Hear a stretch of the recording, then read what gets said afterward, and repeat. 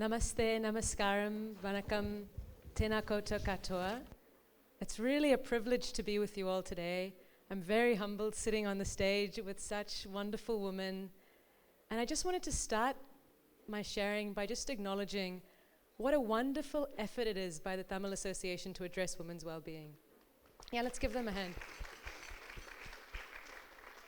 Women's well-being in a holistic sense, but particularly the mental, emotional dimension. Many of the issues that our Mandeep discussed often have a lot of stigma. We don't want to talk about it. We kind of come to these events and put on a face and everything is okay and we're very positive.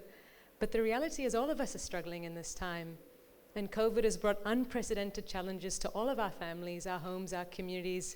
Less so here perhaps than in India at this time. But no doubt we've all struggled relationally, economically, financially, spiritually, in some form.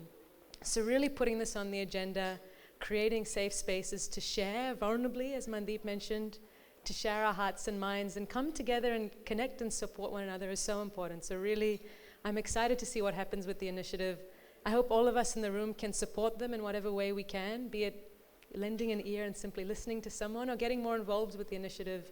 And really, my hat's off to the association and the amazing work you're doing. So I was asked to speak on the topic of mind in this combination of body, mind, and heart. And I think one of the most interesting and valuable things in our culture, many of our South Asian, our Indian teachers, gurus talk about how powerful the mind is. They say the mind is the source of happiness and misery, bondage and liberation, this incredibly powerful tool that we've been gifted with. And if used well, can give us a really helpful, can really enable wellness. But if it takes control of us, then we can find ourselves really in a lot of suffering. One of the things I've noticed in myself is my mind has all these ideas of how things should be and what good is. Good is being able to travel to India, bad is being stuck in lockdown. Good is people listening to my opinion, bad is them shutting me down.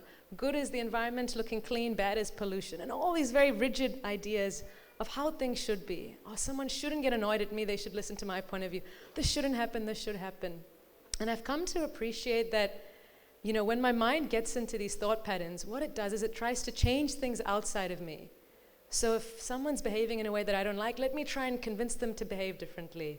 If a situation is not desirable, let me try and shift that situation so that it's how I want it to be.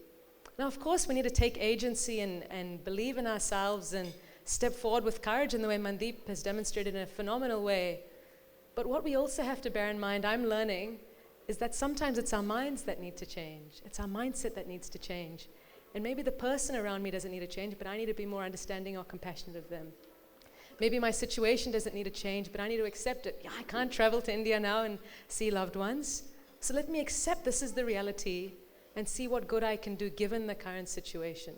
So I think acceptance is one thing that can really help us, or helps me, kind of navigate the mind when it comes to wellness. The second thing I wanted to share that really helps me personally kind of in accepting situations is gratitude. And really in this time, there's so much to be grateful for. When you look at 300,000 cases a day in India, as it was acknowledged, the fact that we can even meet like this, like where else in the world can we safely do this, not wearing masks, and really celebrate an occasion like this? There is so much to be grateful for. And by acknowledging what it is we have, I find we come more into this present moment. We don't wish things were different, but we acknowledge the beautiful gifts that this moment has. And certainly, due to many factors, as mentioned earlier, the way our governments handled the situation, the way we've, as a community, come together, there are many, many, many things to be grateful for. The final thought I wanted to share with you is around the importance of kind of inner sustainability, inner harmony in the context of the global crisis we're in. A lot of my work, or a lot of my passion is around the space of environmental sustainability and addressing social injustice, ecological injustice. And often I find in society, we again look for this outside-in approach, and to some extent it's needed. But so often we look to technology to find a better way to make solar energy more affordable or renewables more affordable. We look for policy to give us the answer. We look for kind of business to lead the way. We look for solutions outside of us to the big problems society is facing. And yes, we need those. We need great leadership politically. We need good businesses. We need good innovation. But if we don't have inner harmony, how can outer harmony ever come? If we don't experience inner sustainability, how will we ever have environmental sustainability? And if we look at some of the issues, the crisis happening before us, my feeling is a lot of it comes from the greed, the selfishness that each of us have, you know? Sometimes I want to do the thing that's convenient and not so sustainable. And unless I really work on myself and achieve some level of inner peace and harmony, inner sustainability, the issues around us aren't going to be resolved. And so this inside-out approach, I think, is very unique to our culture. It's not often found in the West, I feel, but something we as Tamilians, as Indians, as South Asians, as immigrants here, can really voice and lead in our communities, really being the change, as Gandhi has said. Just in conclusion, I wanted to share just a small quote from a great spiritual teacher of mine, Satya Sai Baba, who's a source of great inspiration. And it really reflects the inner change, the inside-out approach I think we need if we really want to find well-being, not only personally, but also in a family, in a community, and a nationwide level. He says, if there's righteousness in the heart, there will be beauty in the character. If there is beauty in the character, there will be harmony in the home. If there is harmony in the home, there will be order in the nation.